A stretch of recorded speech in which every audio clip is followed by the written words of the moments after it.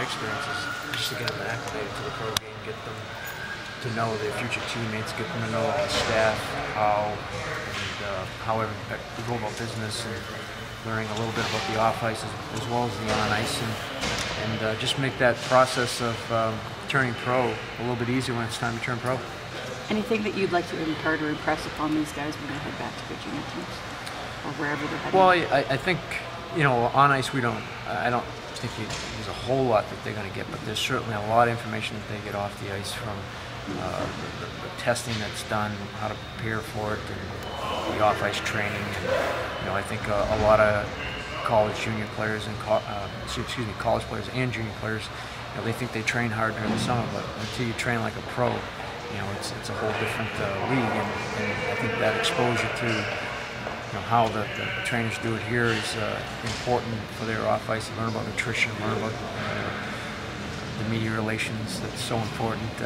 So it's good. It's I would have loved to have the opportunity to be able to do this before I went to my first camp, because you go in as your first time, and there's just so much going on. You have no experience, and nobody can explain it to you.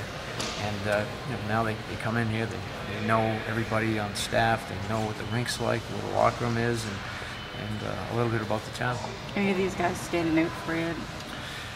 It's all new faces. It's a pretty short period of time to be assessing anything like that. I was just making sure the pucks were going the right places and people were getting to them. Talking to former NHLers, and you just making the comment about when you were going through camp, they said, we were just concentrating on the game and a lot of times just concentrating on fighting. How has this kind of prospect camp, rookie camp evolved over the years? Well, I think at that time it was probably just about making a name for yourself, right? If you're going to fight, you can't score a goal.